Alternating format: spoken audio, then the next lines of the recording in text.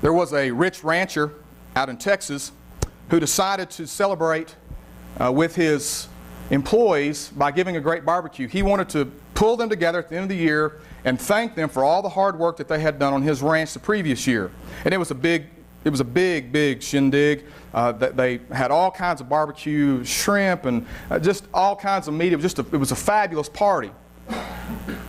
Furthermore, the rancher decided as a token of his appreciation, he would give gifts to all of his employees. And the gifts were nice gifts. They were gifts like gold watches and savings bonds and gift certificates to nice clothing stores and just all kinds of prizes and all kinds of gifts that he gave away. And he made a little contest out of it. But he saved the very, very best gift for last. It was a brand new BMW 3 Series convertible. And he said, now I'm not just going to give this away in a raffle or as a door prize. Rather, I'm going to make a big contest out of this. All you have to do to win this BMW is to jump in my Olympic-sized swimming pool and swim to the other end. Of course, they all just rushed to the swimming pool, and they got to the edge, and some of them teetered on the edge as they looked in to see that it was teeming with alligators. Simple enough. Jump in one end, swim to the other, and make it out all right, and the BMW is yours. And as the people were sort of looking and contemplating the situation, all of a sudden they heard a big kersplash. And they looked around, and here was some guy who was flailing and just swimming for all his life from one end to the other. And the alligators were circling, they were nipping at his ankles, they were trying to get him, and finally he got to the end and he hurled himself out on the edge of the pool, and he got up and he was bent over and just huffing and puffing, and the rancher ran over to him and congratulated him and said, "My goodness, son, I didn't think anybody would even try it. I mean, that's the most incredibly amazing, heroic thing, courageous thing I've ever seen. Here are the keys to your brand new BMW." He said, "Forget the car, I want to know who pushed me in the pool."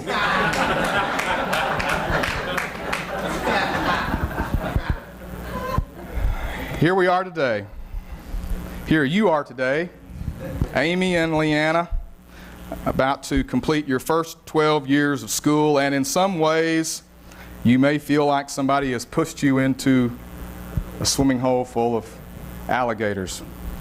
Making it through the first 12 years of school, as all of us who remember those days can attest, we face some very real challenges, some very real problems. But now you are about to take on the real world in a whole new way.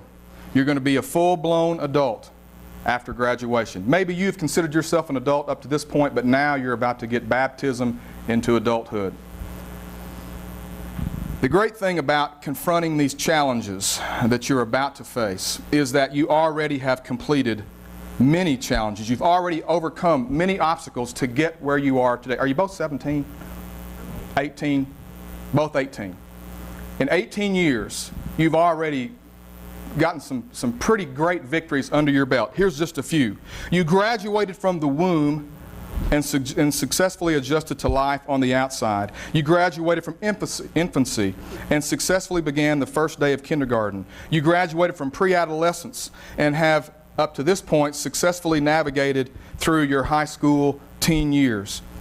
You've graduated from high school, and now you have to travel the road of adulthood. You've had lots of successes, and I would say up to this point, maybe with the exception of a couple of times, the alligators have been fairly small. But now, as you face adulthood in the real world, they will get bigger. And the question for you today is, that I'm asking you to consider, is this: how will you continue to have success from now on, post high school? How will you continue to have success? let me say again, as I've already prayed and stated up to this point, parents, grandparents have already done all the hard work. They've done all the hard work.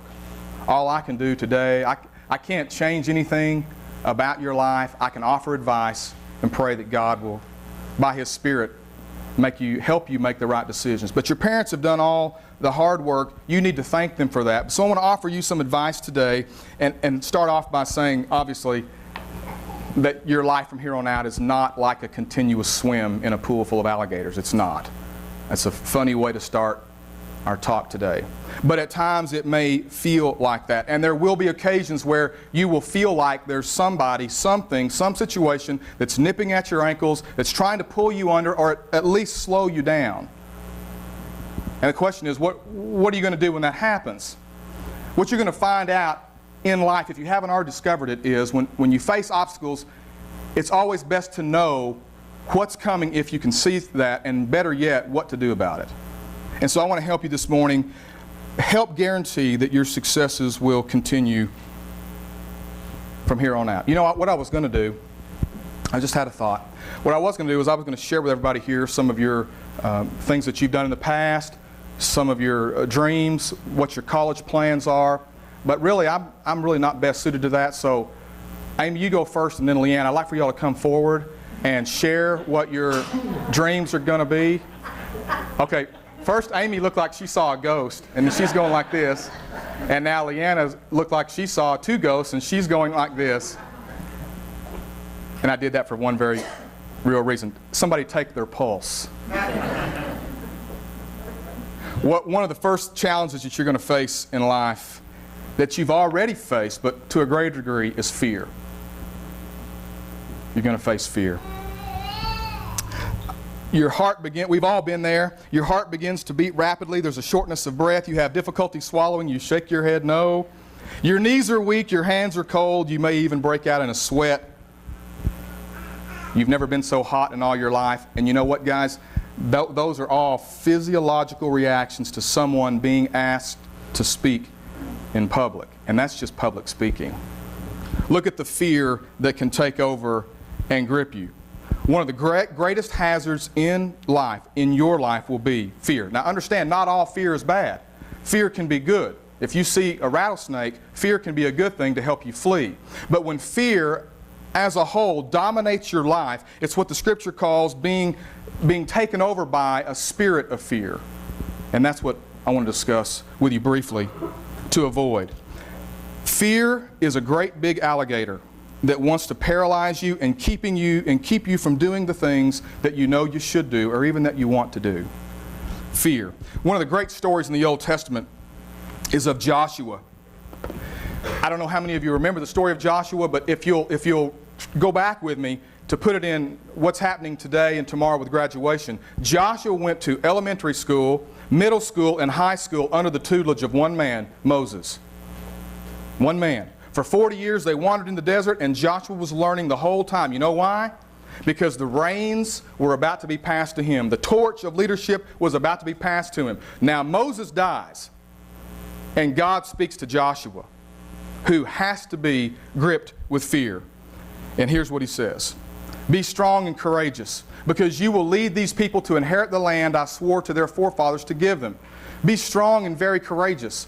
Be careful to obey all the law my servant Moses gave you. Do not turn from it to the right or to the left, that you may be successful wherever you go. Do not let this book of the law depart from your mouth. Meditate on it day and night, so that you may be careful to do everything written in it. Then you will be prosperous and successful. Have I not commanded you, God says?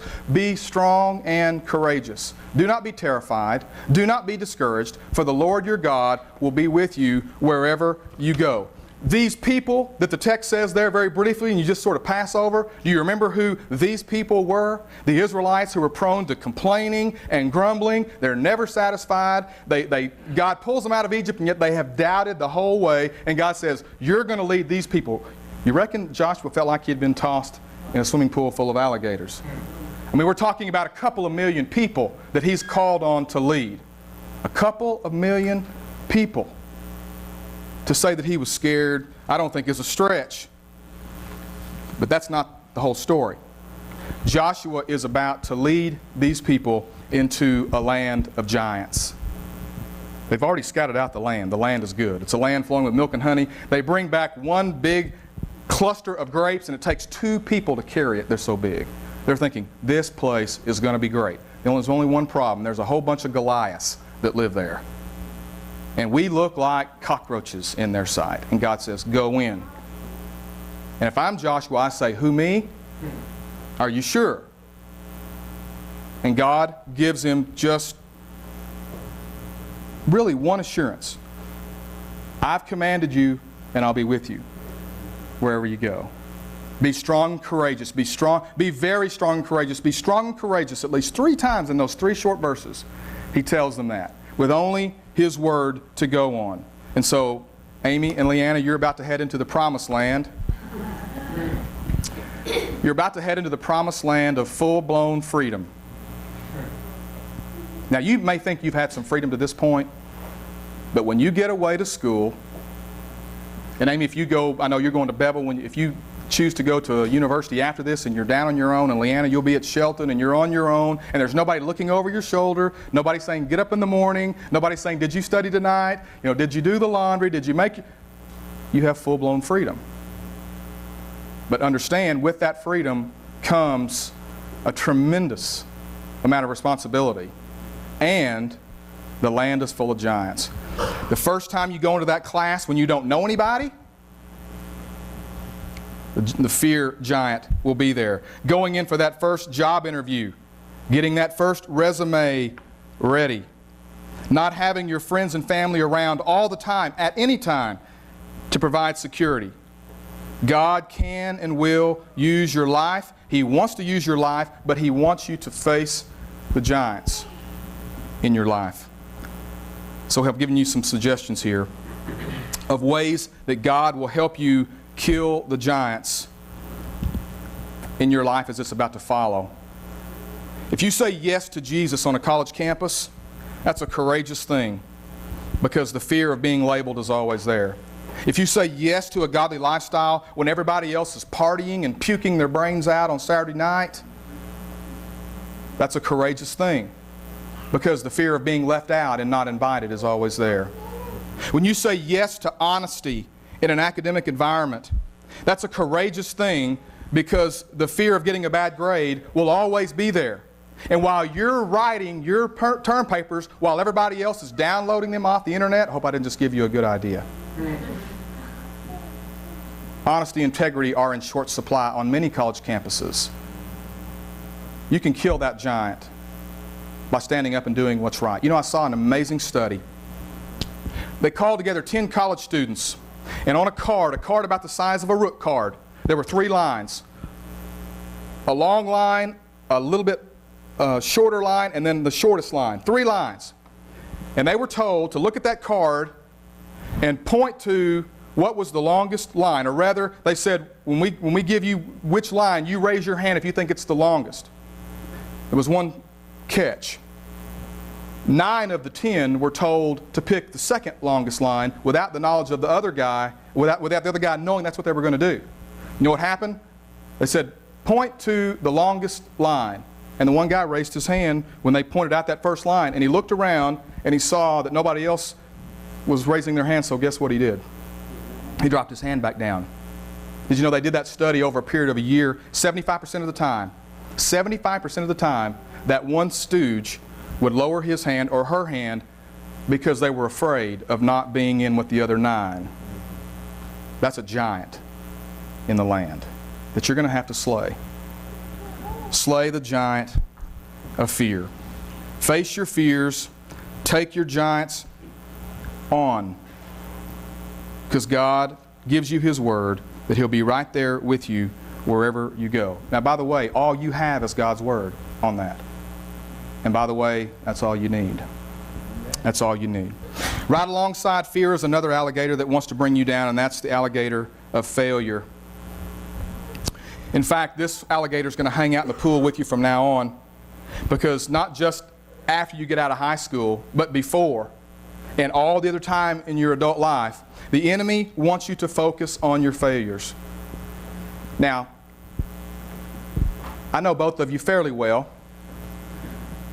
I don't know you well enough to know all your past failures, but I'd be willing to bet in 18 years, up to this point, you've made some choices that you regret. You've made some mistakes that you wish you could change. You've maybe said some things, done some things that if you could go back and do it again, you wouldn't do those things and you wouldn't say those things.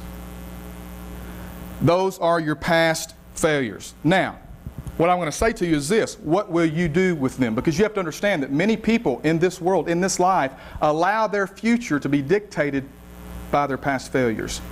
What they have done, the mistakes that they've done, the sins they've committed, they allow all that stuff in the past to dictate how they live their future. I mean, some people think, well, I've done some things and I just can't believe that God would forgive me of these things. And so if God can't forgive me, how can I forgive myself? The enemy wants you to focus on your failures. Now, you may not believe this, but one of the great men, one of the great Christians in our past that's written many of the books of this Bible was the Apostle Paul. Did you know that he too struggled with his failures? One difference, though, Paul refused to allow his failures to become destructive. He refused to allow his failures to dictate where he would take his life, to thwart him from his goals. How did he do that? The secret is you put your past behind you and you develop a positive mental attitude about your future. Here's what he says in Philippians 3, verses 12 through 14.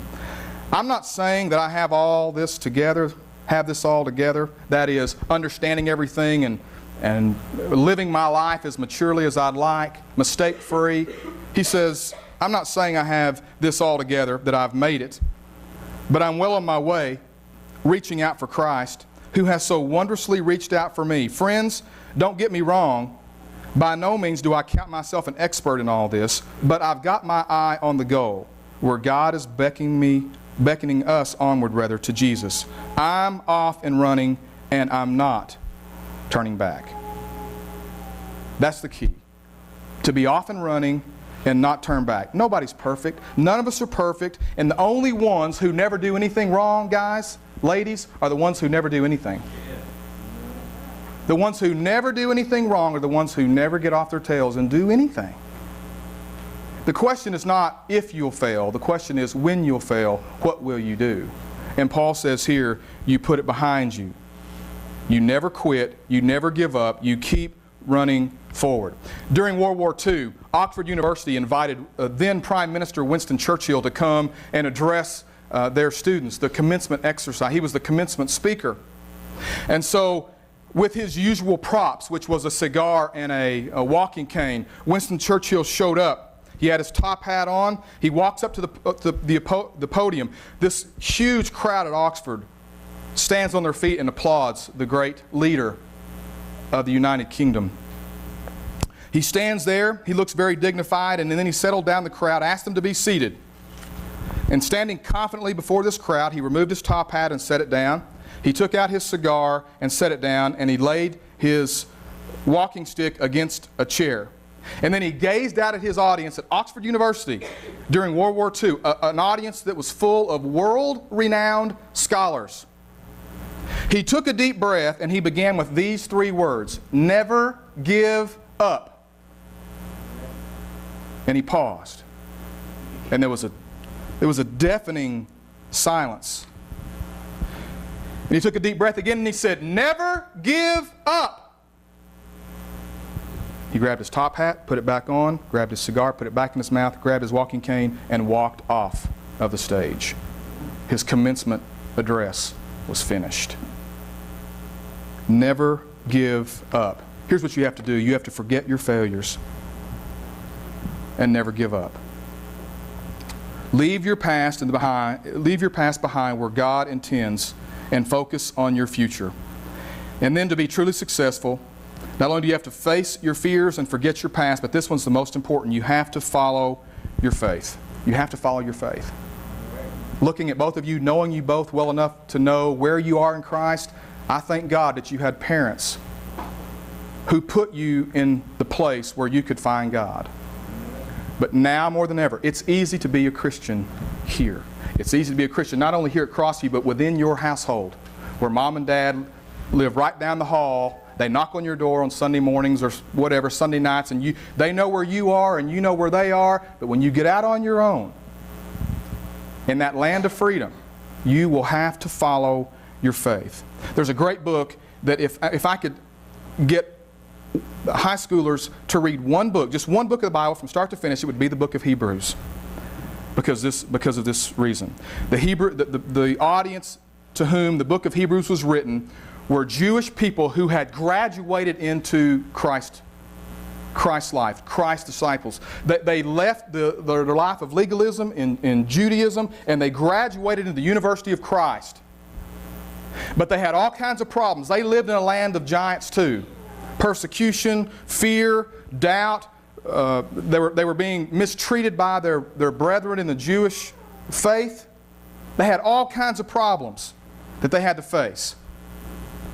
And the writer in the book of Hebrews encourages them not to give up. In fact, he takes all of one chapter, chapter 11, he says, look, here's why you don't give up. Here's a whole list that we call the Hall of Faith, instead of the Hall of Fame, of people who have gone before you, who have been victorious, and now it's as though they're in this stadium looking in on you. And by the way, ladies, those same people, Abraham, Isaac, Jacob, Samson, David, Jephthah, Deborah, on and on and on the list goes, are looking in on our lives, on your life, in this great stadium, encouraging you to run the race of life. That's what the Hebrew writer says. He says, don't give up. Don't give in to all those giants. Don't give in to fear. You just keep running the race. Now, how do you do that? How do you run the race like this? Keep your eyes on Jesus, who both began and finished this race that we're in. Study how He did it, because He never lost sight of where He was headed, that exhilarating finish in and with God. He could put up with anything along the way, cross, shame, whatever. And now He's there, in the place of honor, right alongside God. When you find yourselves flagging in your faith, go over that story again, item by item. That long litany of hostility He plowed through, that will shoot adrenaline into your souls. Amen. That's how you run the race. You follow your faith by keeping your eyes on Jesus, and He'll take you where you need to go. All of us have seen, probably, I know you ladies have seen the movie Apollo 13 from a few years back. In real life, but also as depicted in the movie, the Apollo 13 needed to make a critical course correction. You remember the story? They had a leak. They weren't going to be able to land on the moon. They had to crawl into their lunar vessel just to have a chance to get back home. But they needed to make a critical course correction. And Jim Lowell, who was the commander of that ship, needed to do a 39-second engine burn. 39 seconds. Do you remember in the movie what happened? They had shut down the computer to conserve their energy. They had no gauges. They were doing it by hand. But they were so scared if they weren't on the right course, they would bounce off the Earth's atmosphere and be lost in space. And finally, Lowell, going back to his elementary teaching of being an astronaut, said, wait a minute. If we have one fixed point in space, isn't that all we need? I said, yes. So he wiped the fog off of one of his windows, and guess what his point of reference was? Home. Earth. And so for 39 agonizing seconds, if you remember the scene in the movie, and they did that burn, and they're trying to keep the Earth in view as their point of reference so that they could get home. And eventually they landed safely because they made a good course correction. By only looking at Earth, by only looking at their home and keeping it in view, were they able to land safely. I say the same is true for you ladies today. Fix your eyes on Jesus. Let Him be the point of reference, because He is the author, that is, He created it, and the perfecter, that is, He makes it perfect, of our faith. And then you'll finish the race, and you'll finish the race strong. See, ladies, you have to face your fears, you have to forget your past, and you have to follow your faith by finding true north. You know, if you're out and you're in the woods and you're hiking and you don't have a compass and you have no way to know which way is up and which, what's north, what's south, if you can find true north, you can make it home. Every compass points north. And I'm suggesting to you that when it comes to your life from here on out, be it in college, graduate school, getting your first job, getting married, having children, raising a family, retiring, whatever, you have to follow your faith. And it has to be to true north. Only then will life make sense, and only then will you make it home safely. It's going to be easy for you to become distracted, especially that first year away from home. It's going to be easy to be distracted. But you need to focus, fight your giants with God by your side. And let me suggest, as I prayed earlier, try to find, when you leave Fayette, if and when you leave Fayette, that you'll find a church home that you can plug into that will help you develop your gifts and draw you closer to Christ. I wish there were a Crossview on every corner in every city in the world. There's not. You'll have to find it. They're out there, and you'll have to find it. The greatest challenge, your greatest challenge, will be for you to follow your faith, focused on Jesus all the way. Face your fears, forget your past, and follow your faith, Amy and Leanna. And that way you can enjoy the swim.